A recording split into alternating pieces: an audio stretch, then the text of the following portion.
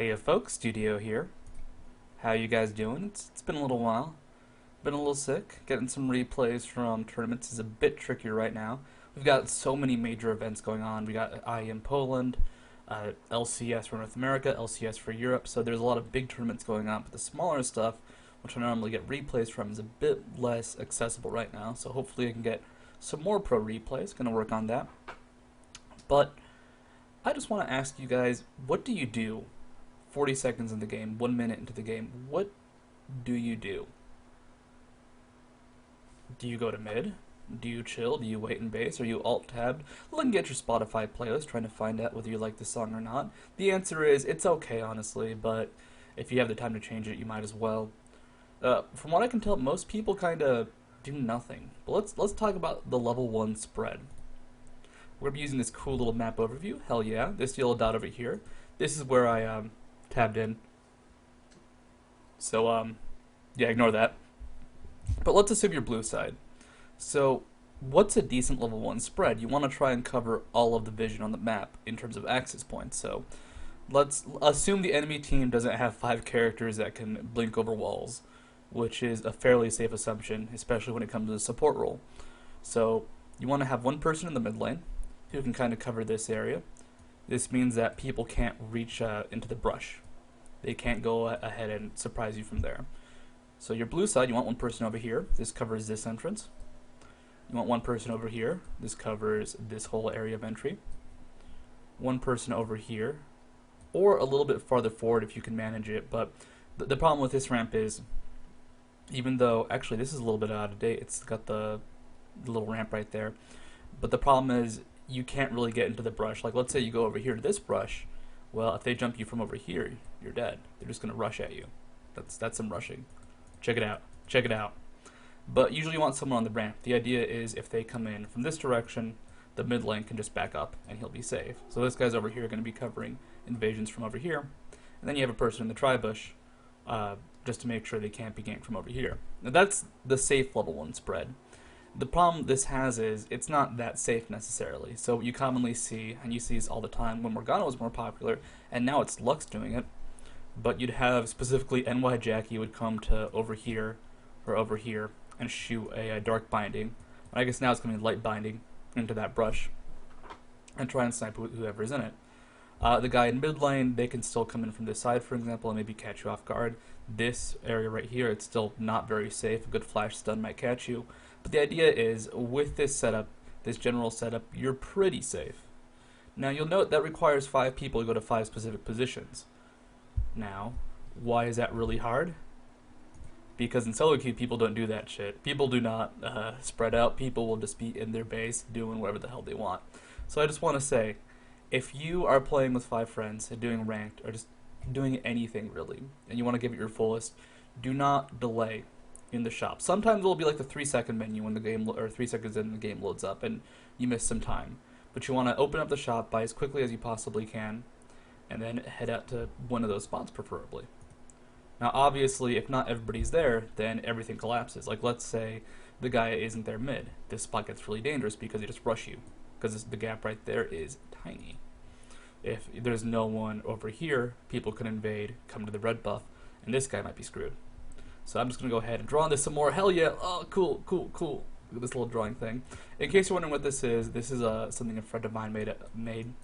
It's currently in like very early alpha status. We'll see how it goes, but it's pretty fucking cool.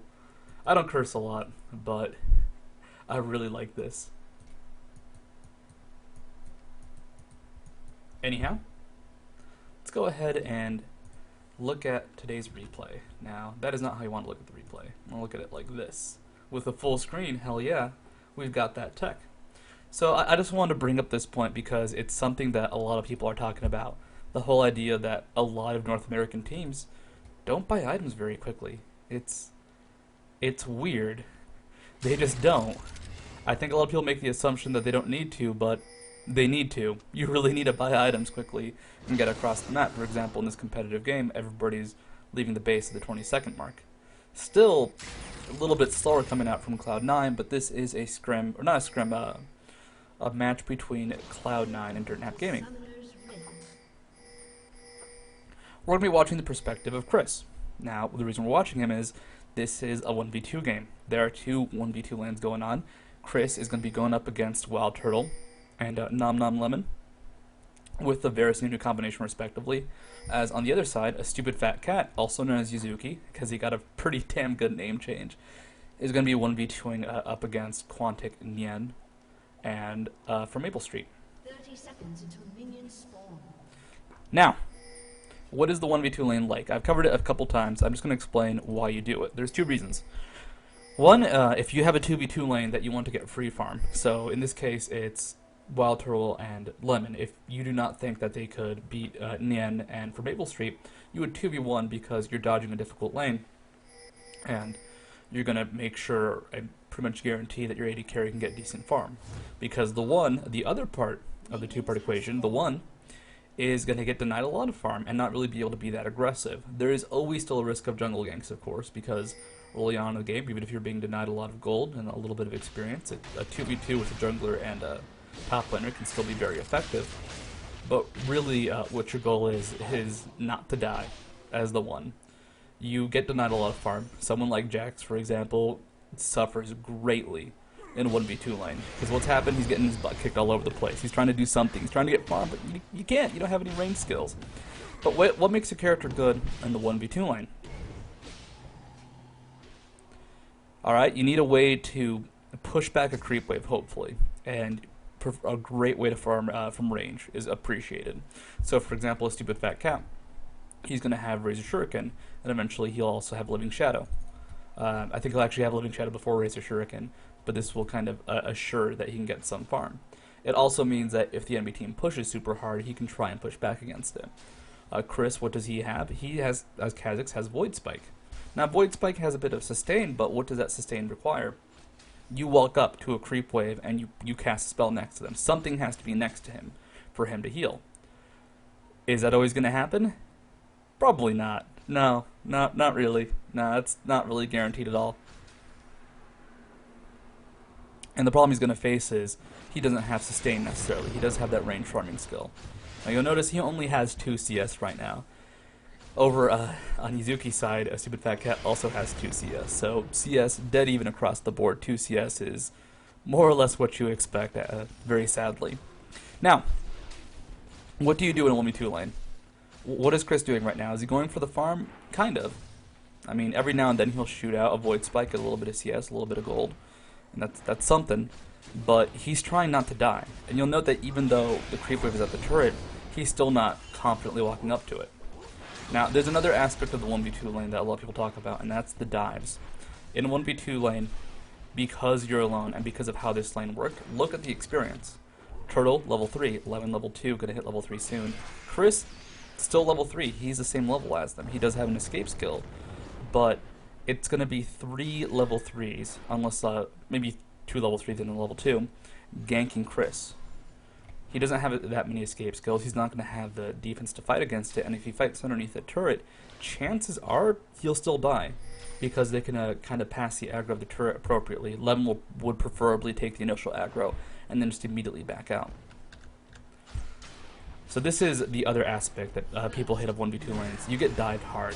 In this case, Cortez and Lemon come out. Chris immediately backs up. He's playing super defensively, and he survives. That's actually a really good survival right there. And they're able to go ahead, chase him out, and even probably lull, gets some smackdown on, gets the hammer beating going on. What happened to his Stupid Fat Cat?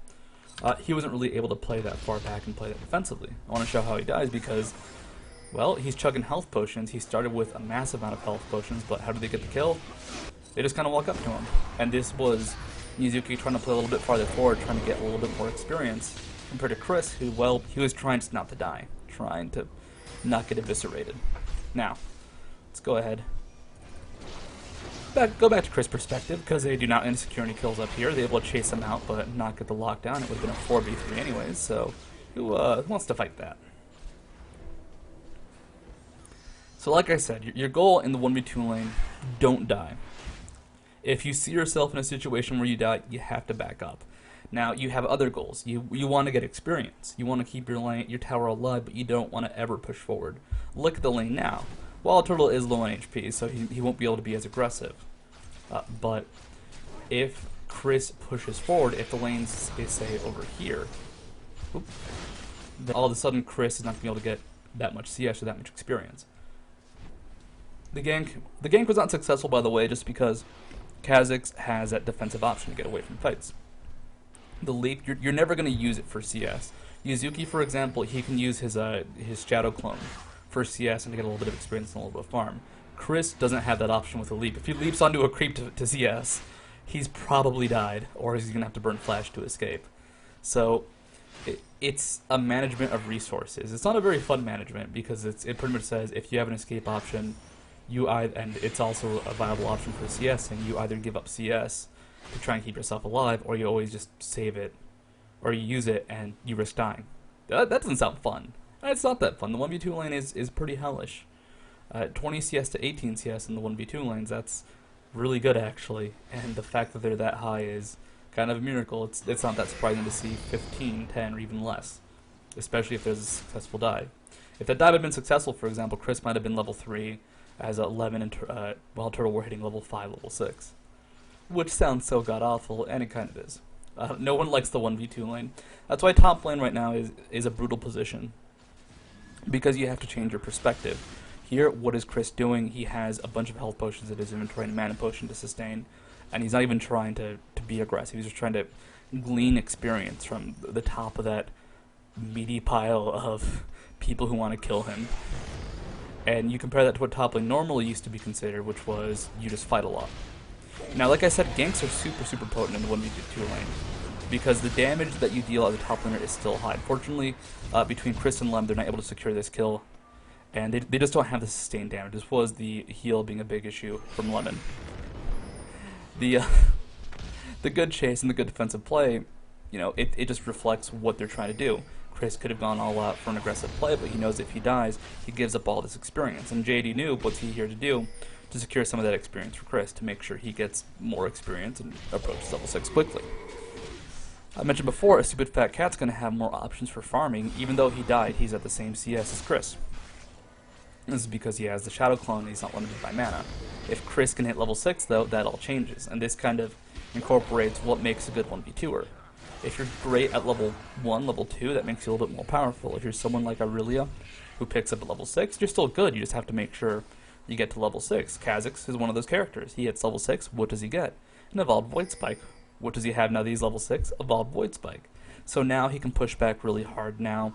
He doesn't have to be at the creep wave for a very long time to get some gold, some experience. This is how the 1v2 lane goes. You get your butt kicked, and then hopefully, if you're a good character for it, you eventually get a skill that lets you get farm, and you can kind of maintain your position in that crappy lane, but you still get stuff out of it. Now he's getting gold. Now he's getting more experience. Now he can do stuff. The question is, how do you handle a lane like that? It's all perspective, because what the 1v1 normally is this aggressive, almost farm-based war, where at any moment you can go into an all-in situation and try and fight the person you're up against. What the 1v2 lane usually ends up being, there are some situations where the 1 does really well and he can actually get kills. But your main goal is sneak back, hide away, and try and get something done. That something being get a little bit of experience. So it also means that in that case, the 1v2, the top laners have to be very dynamic to be able to handle a situation like that. And like, as you can see, the Cho'Gath Kha'Zix combo doesn't have enough CC to lock down both Lemon and Turtle, as a stupid fat cat, by the way. Look at that. Taken down to no HP, and Shen just there to back him up. Now, there is another part of the 1v2 lane that I think a lot of people don't know how to handle. If you are denied a lot of gold and a lot of experience, what do you do?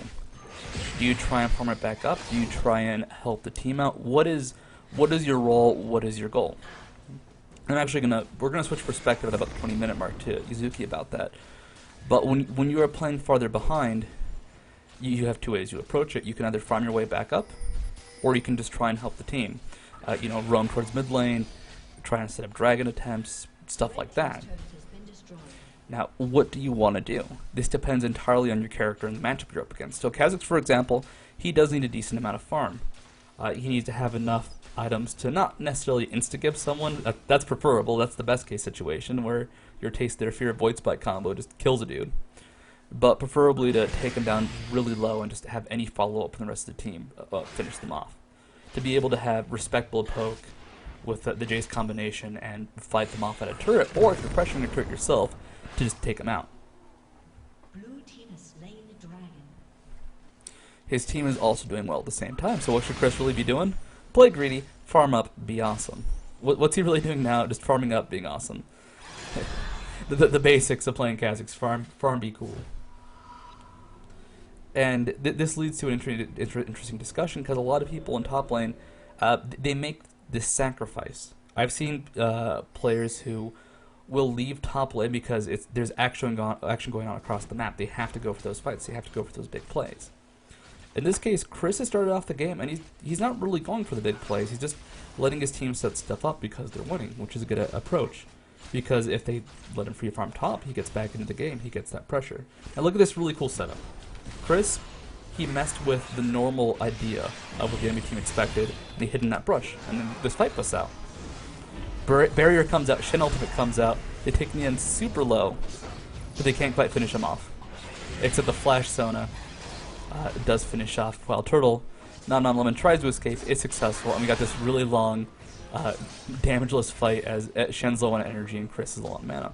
Look at the perspective, though, of Wild Turtle and Non Lemon. This is something that I really like when teams do.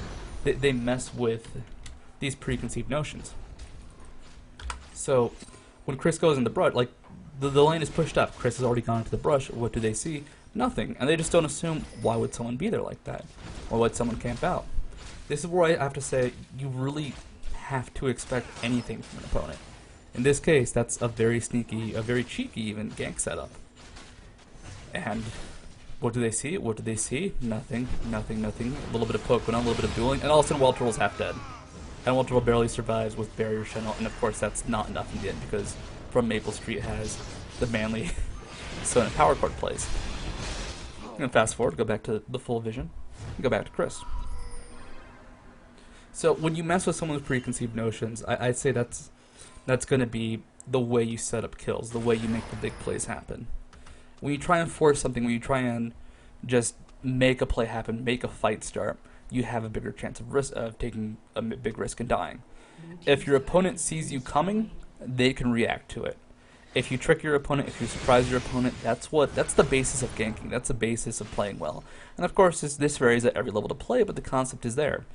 Like, let's say you're playing at 400 ELO, your team cannot look at wards. Your team, you put a ward on the mini-map, they just don't even register it exists. Their mini-map, it's been disabled, they have a post-it note just covering it up. So if you try and gank them, if you try and attack them, you know, anything you do coming from the lane or from the river will surprise them. You can take the most obvious gank routes. This is why in tournaments every now and then you see really just awesome plays, where someone will, like playing Shaco for example, you go over this wall with your Deceive, there might be a ward in Tribush, but you can still kind of approach from a cool angle, deceive over the wall, and surprise people.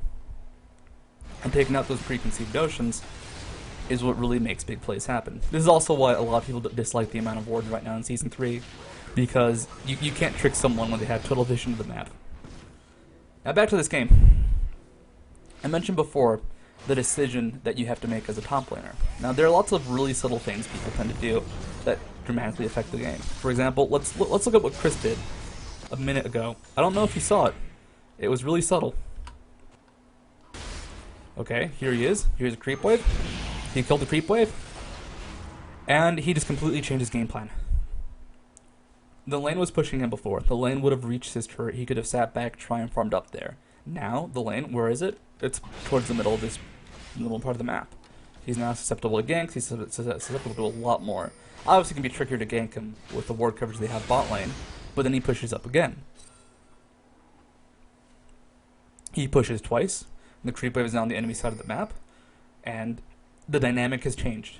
Now it has gone from Chris has an option to try and farm back up to Chris has to roam or aggressively be on the other side of the map, which is super risky given the Shen presence. Because even if he's not in a dangerous spot and Shen isn't nearby, if Yuzuki initiates, he is back into a dangerous spot.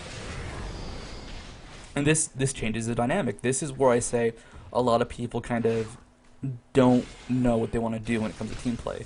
So Chris, he might have made the conscious decision to roam, but now he cannot farm the bot lane. This part of the map, this big creep wave, is off limits. And a stupid fat cat, if he wants to, he can just hold it. And what's he gonna do?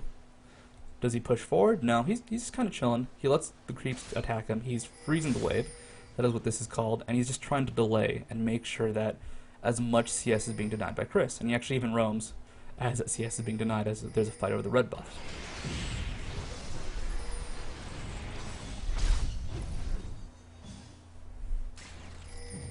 Not who I want to see.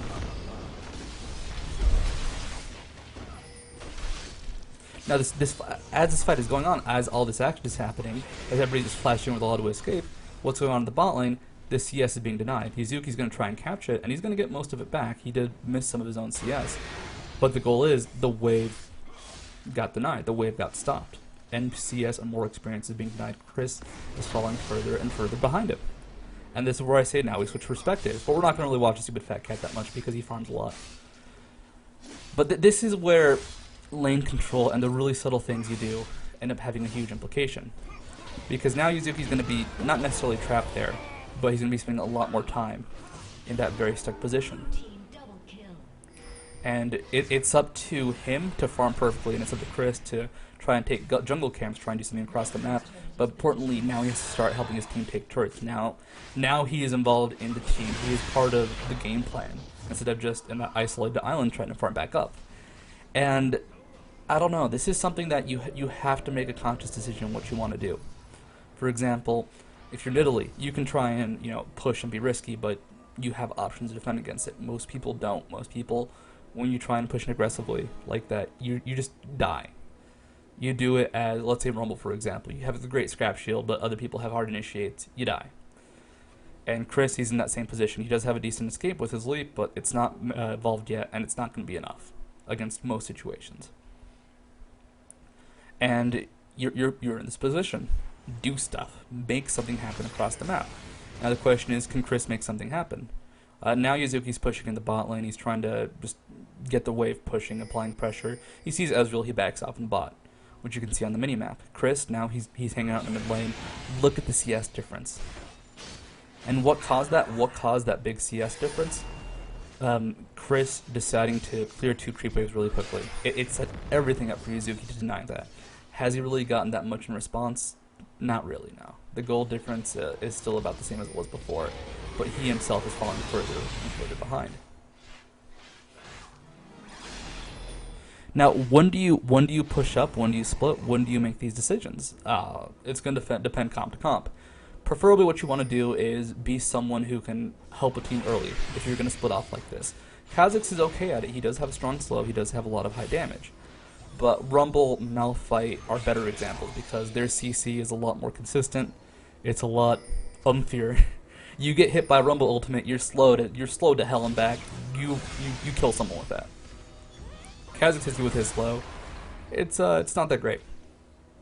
It's a strong slow, yes, but it's not gonna initiate a fight as successfully as other things. Malphite the same deal.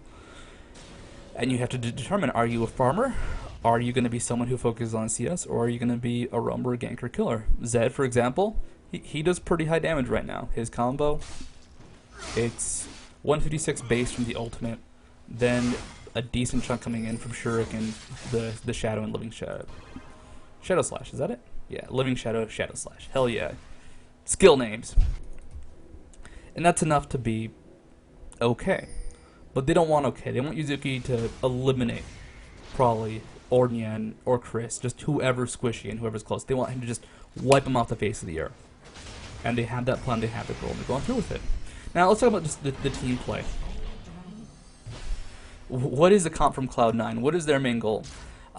They have a very poke-oriented team. So, any team with Lux is a poke-oriented team. Just want to point that out. But the goal is Lux, when she hits level 16, preferably level 16, because anytime before then her ultimate has a much longer cooldown. She just spams her ultimate, even just not in fights. The stupid fat cat can use his Living Shadow and his shurikens, and occasionally Shadow Slash to try and poke from range. Cortez can try and split push, And Turtle and Lemon, well, AD carry support, they do a lot of damage, have a lot of CC. The poke from Wild Turtle is good, but, you know, it's a lot more damage when he gets the auto attacks and the Blight stacks first. What is the fight from Dirt Nap Gaming? They have a lot of poke themselves. They have Prolly, which is the Shock Blast, Acceleration Gate, and Acceleration Blast is what I call it. The Acceleration Gate Shock Blast combo is fantastic. Kha'Zix has a lot of poke with Void Spike. They have this really aggressive team fight. But they want to stop people up first, and it kind of comes down to both teams having heavy poke and decent initiates. Cho'Gath can initiate, Shen can initiate. They just have people throw their way in. Sono Flash Ultimates, that's an initiate. And that is how their teams work. Now, what makes one team more successful? Well, who has better poke? The poke from Cloud9 is really limited to Lux, but she lands one binding, you might die. For example, here she lands one binding. From Maple Street doesn't necessarily die because there is no ultimate up from high, but she's taken down low, and that could have been a kill. That could have very quickly just been Sona off the face of the earth.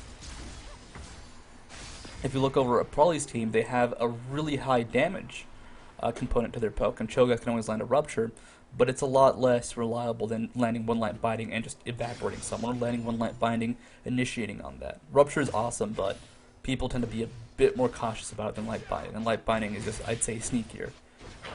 I don't know, it's a weird skill shot because you look for the Rupture, you expect the knockup, but light binding is just, I think people just tend to lose their focus when it comes to Lux. They just have not played against that many Luxes. Morgana's also fallen out of favor in the high elo scene.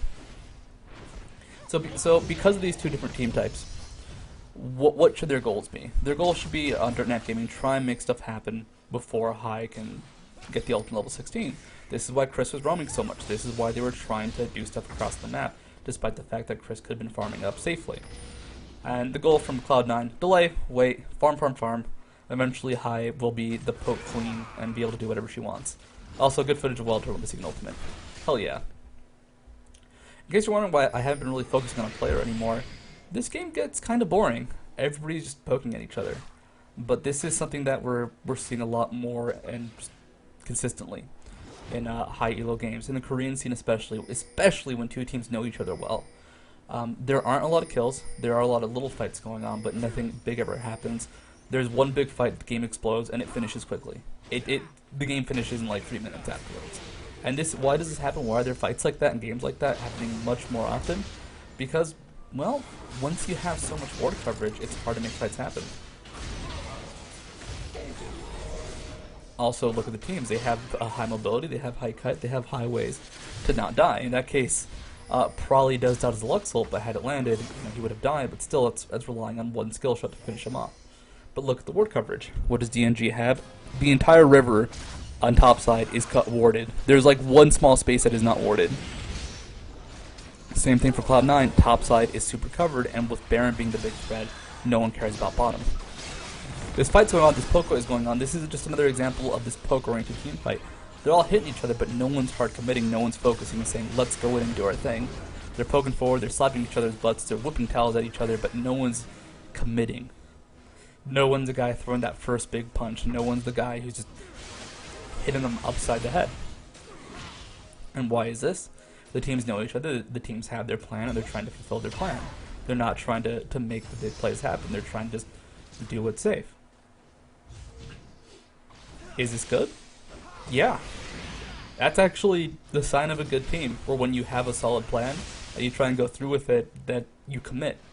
They're being decisive. They're saying, alright, we know what our team does, don't overcommit, don't try and make this poke-based team a hard to initiate before they're softened up, before they're weakened, and they're doing it. This comes down to straight up team composition and player skill at this point. And is there really much to say about it? There's a lot to say in the sense that watch how they're not committing, watch how they're focusing on the poke. There's crap loads of skill shot going on. Look at this. Just look at the fight between the two teams. They're just barraging each other. Mystic shots coming out.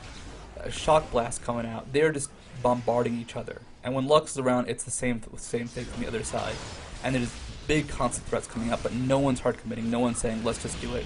I mean, Chris might have been able to kill Wild Turtle right there, but it would have been a risk. And they're not taking these big risks. Now, obviously, playing like a huge wimp is not a good idea.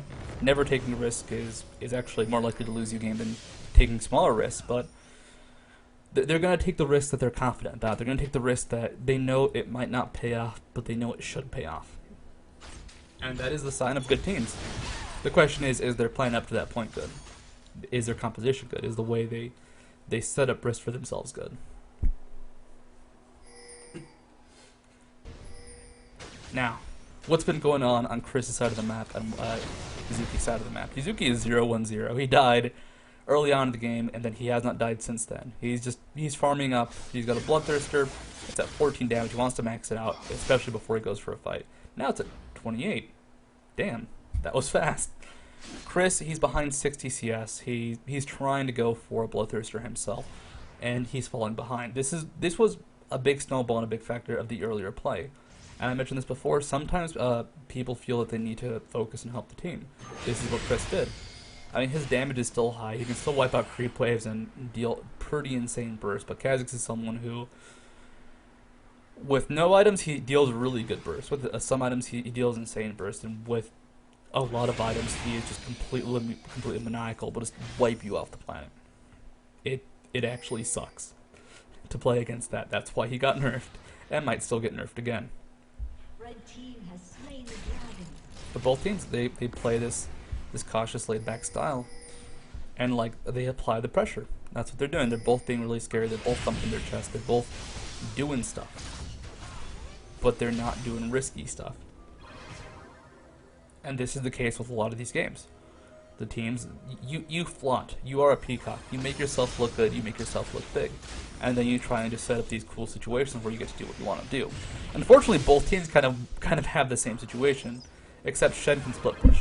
That's the big difference. Shen is going to be the obvious person who can split push. Watch how these fights come out. Live Binding comes out. The Shadow is doing throwing razors, trying to spend poke him out from probably just people are poking all over the place. Skill shots galore. And Shen split pushes bot as this all goes on. So both teams are just making themselves look big. They are trying to scare off bears by making themselves look big and clapping. I think that's how you do it, but I'm not positive. I might say Hia too. Whoops. Camera angle. Now, how do you apply this to solo queue? How do you make pressure a thing? Alright, one thing is, you gotta tell your team. You gotta tell your team what you want them to do, and you sometimes, like, let's say you have a poke comp, you've gotta vigorously spam the V button. You gotta vigorously say, don't overcommit, don't do something stupid, don't make the big dumb play. Because of the heavy ward coverage of this map, there was no really surprise factor for either team, and that's another way you can amplify it in solo queue. This is easier if you're a support player, but preferably you want everybody to have a ward on them. If you can say, please ward this lane or please carry a ward, sometimes people will listen, sometimes people won't. That's the fact, and generally, it's going to be a won't when it comes to warding. People just hate buying wards, so you're less likely to see them get purchased. But still, if you can keep the map covered, if you can keep the ward coverage high, all of a sudden the game is forced to be played in a certain style. If they're jungle warriors trying to keep you ganked, trying to keep you shut down, and you have that coverage, guess what? They're never going to fight you. They're never going to surprise you. And even now, look at the surprise the teams are going for. They have such limited space to work in. It's just quick pokes, quick little situations across the map. Sorry if I'm trying to cough every now and then. My throat's just been a little bit sore for a while. Too much hooting, too much hollering. Like, check out these big fights. This is the calculated risk. This is where the teams feel confident. Kha'Zix is split pushing top lane, but now they have that cool catch, the initiate from Shen, started up with the absolute zero. This is the big fight. It's still not enough. In the end, Cortez takes a ton of damage. Chris takes a lot of damage from high, and JD Wu takes a lot of damage from the fight, but nothing happened. Not a damn thing. Now, is that a good thing? It's an expected thing. But teams, despite the fact that they're not getting these kills, they're still trying to thump their chest. Now they know that Kha'Zix is low, they know that JD Wu is low. What do? They push a turret. They're still cautious, though. They're still scared. And this is where this decision making of teams really comes into play. It would have been a 3v3. Do they fight? Do they try to push the turret? Or do they just back off? And the question is, or the answer is, they could do either. If they were confident in their ability to push, they should have pushed. If they're not confident, back off and do it safely. Now this is obviously something that is easier to do in a tournament environment or a fives environment, because if you say back off, people will listen 99% of the time because they're your teammates and, well, that's what they do. They listen to you. They're respectful. They're nice. They're cool. Well, maybe not necessarily.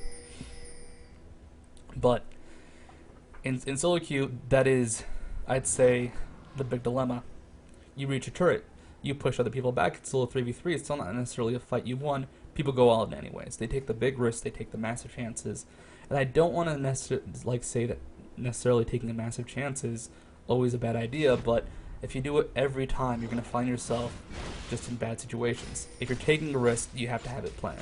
I'm going to use a Silsol example. Silsol, I mean, he pushes hard. He does get killed frequently. Not every game. People say it happens a lot more than it actually does. But when he does die from pushing the lane forward, he's gotten all the CS, he pushed up to the turret, and he's not losing any farm. Check out that sweet steal. So it's all about setting the proper risks up, where even if it does go wrong for you, you've minimized your losses. Now, what is the state of both teams? They both farmed up a lot. Chris is 200 CS. He's still 40 CS behind Yuzuki, but he realized he needed to get that farm, and he's now a big threat again. Everybody's pretty farmed up. More farm on the side of Dirt Damp Gaming, and the overall gold is a little bit in their favor. 1,000, but that's nothing. Now reaching a point in the game where death timers start to get long, where a kill before it used to be 400 gold. Now a kill can be a turret, it can be an objective, it can be Baron, and it's scary, and all the teams realize that.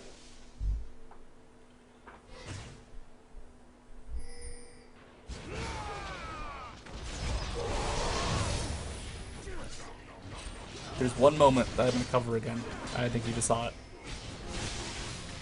So like I said, both teams are trying to set up their own big plays, or their own risks, their own chances. In this case, the chance was try and start a fight topside from Cloud9. And you can set up a couple things. One is a snipe on Sona. Well, watch how Cloud9 sets up this big fight, this big risky attempt, because Varus starts it off by chasing Ezreal. Let's look at their vision. They don't have vision topside, but they see 3 mid. They know Ezreal's in the area. They want to try and catch him, want to try and punish him for pushing out. At the same time, Yuzuki's top lane. The goal here is that they can start a fight on Ezreal. If they can get the engagement to happen, then by the time Yuzuki is at a dangerous spot, they're going to have a decision. Do they try and 5v4, which they're near their own turret, so they can retreat very easily, or do they try and defend, in which case, they take no risk doing this. Now here, that moment right there, that is what I just call underestimation. Wild Turtle tried to catch up Nian, but Nian just has reaction times, and he didn't really expect it. You gotta get a feel for players. Some players, for example, wouldn't arcane shift that, but a good player, he sees that come out, he sees the ultimate, he's just gonna arcane shift, flash, do whatever the hell he can to not get rooted and die. Now this fight is going on. It's going on very slowly. If you look at the overall vision on the game, Probably's hitting there from mid, so is High. And Chris, he's actually hitting there himself, but he's going to go ahead and retreat to defend that turret in a second. So the plan is, it's kind of working out for Cloud9. Troll took a lot of damage trying to heal up from creeps in the back, as most carries should, auto-attacking just anything to get the lifesteal. And Chris is not going to mean this is a 4v4 instead of a 5v4. This plan, it was risky, it had some chances, but it plays out decently. Now, unfortunately, both teams, like I said, they have very poke-oriented comps. They poke at each other a lot, and they just disengage, because they're good at it. It's what the teams can do. Maple Street dies, though. But what was the big chance Cloud9 took? They were relying on a 4v5. And it works out. It pans out perfectly. They get the top turret. They kill from Maple Street, which wasn't necessarily going to happen. But even though it did, it wasn't a big deal, because she'd already used her ultimate. The sustain is nice, but it would have only really helped Nian, who has some lifesteal. So they get a turret. Their own turret's being pressured, but this was something they took. And frankly, an inhib turret for an outer turret is an amazing trade any time of day. Nice try, High. Nice try. So, what was the setup for that? Well, they had a plan. They thought it out somewhat. In the heat of the moment, having those well thought out plans probably isn't going to happen. And they forced it. They did it. They went for a 4v5, but the 4v5 was in their court. It was on their side of the basketball court. They could retreat, they could go to the silence, they could do whatever the hell they wanted very, very easily, very, very quickly. Like, where did Nunu get stunned? You got Sona Shen right here. That was a Sona ult, a great Sona ult. If it happened over here, they would have gotten chased down and died. But it happened over here. It happened underneath the turret, and they could not commit. Makes you think. And when you take your cool plays and your cool chances in solo queue, how well thought are they? Are you taking a big chance when you make a big play like that? Not necessarily. There's always a risk associated with anything. For example, there the risk of the lemon warding is death. And that's actually the risk for a lot of things, death, and losing the game. But despite that fact, you know, it was set up in a way that it probably wasn't going to happen. And even if it did, they would still get a top turret. Possibly more. Possibly the inhib. Now, what's the gold like? 46,000 to 46,000. Dead even. I mean, 300 gold difference, but nobody cares about that. Let's do a quick little meta overview. What are the items that they have on Yuzuki? Warmog's armor. He's going beefy. What are the items that they have on Shen? Beefy. This is kind of the new meta. Build up beefy, build up aggressively. Now, what I said before that Cloud9 was doing so well with taking these calculated risks, let's see what Lemon's doing. He's beating up wards. He's punching him. He's punching the ward. He punched that ward so rudely. He has the oracles. Oracles is not common anymore. People don't buy it, especially in solo queue. But what makes oracles so good? It's still oracles. It still denies all the ward coverage. It still shuts down wards. Obviously, you can't buy it throughout the game non-stop, or else you'll fall behind way too far on items. But he has an oracles. He's putting down the coverage. They got some poke down onto High, or onto Chris, and now they can take Baron. How long is it going to take for them to kill it? Not very long. They have a good team for it. They have Zed and Turtle. And now this is where the composure falls apart. Where a team doesn't have that plan. Dirtnap Gaming, what are they doing? They're kind of rushing towards Baron. Look at their vision. Who do they have over there? Probably and JD Wu. No Kha'Zix, no Ez, no Sona. These guys know this. And let's watch how the fight plays out from their perspective. The flash still comes out from JD Wu. Doesn't seal. Probably gets hit by the ultimate from Turtle. Gets taken out. Chris now being chased down. Maple Street being chased down. Niam being chased down. Everybody's just at risk of dying now. The game is the dynamic has just changed. What caused it to change? Oracle's Elixir and the purchase from Lemon and the setup. That was it. That was the game. Now the game is, it's only 2,000 gold difference, but now a team has Baron. There are 2 people dead. You can watch from DNG's perspective as the game just disappears. Calculated risks. Risks where you have a feeling that the enemy team can deal. So there was a lot to set up that risk, and I'm going to go through it a little bit. We're going to kind of watch how this game plays out. This is the end of the game. Probably comes up, JD Wu comes up, but they still, I mean, they're coming in one by one at a time at this point. The plan falls apart, the team falls apart, they're just dying. The Baron buff means that those very even matches they had before are gone. They're just getting eviscerated. I mean, probably doesn't die, but the rest of the team is dying. Inhibs are going down, everything's collapsed. Rest in peace, DNG. Take a dirt nap, DNG. Now, what sets up a Baron like that? What is the common Baron that we see? Like, what makes it okay to do Baron, even though there were 5 people alive, even though the entire enemy team could have been there? How did Cloud9 know that they weren't being camped out? How did they make this, I believe it was 4 to 6 kill or 5 kill game become 5 to 11 so quickly? Well, let's look at the explosion. Well, let's go back to here. I believe 29-22, a little bit too far back. God, it was so fast. All right, we're gonna follow Chris' perspective. We're gonna follow up the setup and reaction. High lands abiding. High lands his E. Does he land the ultimate? Yep, Chris is taking down to half HP. Their ward just got killed by Lemon. This was the setup. They also see Ezreal bot lane. They know he's not there. Lemon is spotted clearing out wards, and just because of the fact that they see Niam bot lane, they know Chris is at half HP, so his ability to fight is going to be very limited, and High almost has his ultimate back up because Lux is awesome. All of a sudden, Baron's a thing. What sets it up? The lack of fight from Chris, the lack of response from Niam. They were too far away, and that's how they get this Baron. Was it a big risk for them? No. I mean, the risk comes here. This comes down to player skill. Because what if JD Noob got that flash off? Listen to that. Listen to that. Actually, that's awesome. You can hear the munch sound effect from Consume. You can hear the fact that he was about to get the Consume off, which would have gotten the Baron buff. If he'd actually smote at the same time, he would have stolen Baron. He didn't play the sound that time. I swear to God, it played it last time. Whoops, I skipped the wrong minute. Listen for it, listen for it.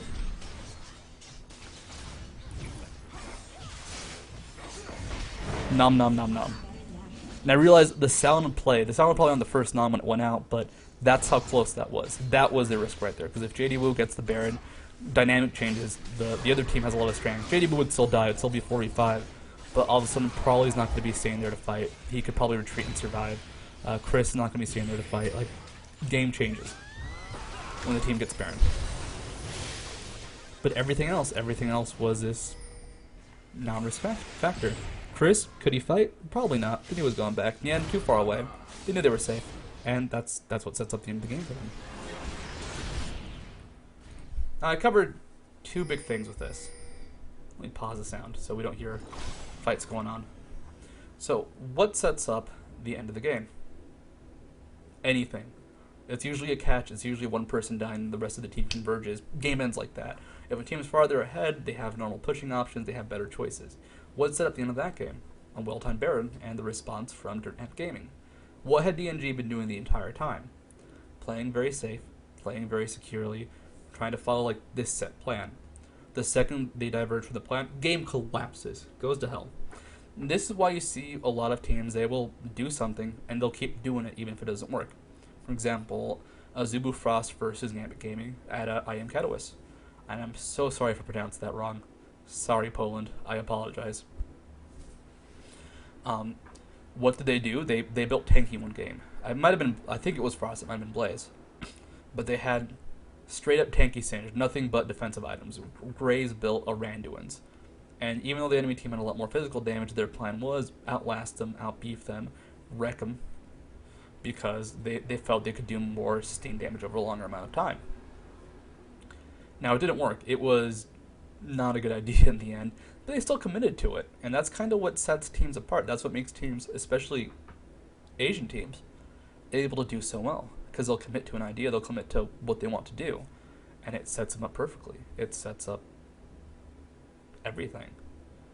Now, I hope you guys enjoyed this. It's a bit fun going through these replays because I'm going to be honest, because of the poke-oriented nature of the replay, there wasn't a lot to show off in terms of individual characters. We got to see cool Lux pokes, we got to see cool Jace pokes, but there wasn't really this all-encompassing, this is how the character should play. The big plays were there, but it was team-oriented, and that's important to note, because this game is moving more and more towards team play, and tanky DPS, nerf Warmogs. But that's all for today, folks. Hope you enjoyed this. I will see you guys fairly soon. Adios, folks. Actually, one more thing. I do not know if you care about speedrunning, which is trying to play games as quickly as possible. Not like play a lot of games really fast, but try and master your time at specific games. But I've been doing that with Oddworld Stranger's Wrath HD. So if you like speedruns, I'm doing my own. I get like 8 viewers on Twitch, and it's awesome because I don't know, it's just fun to do. Yeah, that's all for now. Adios, folks.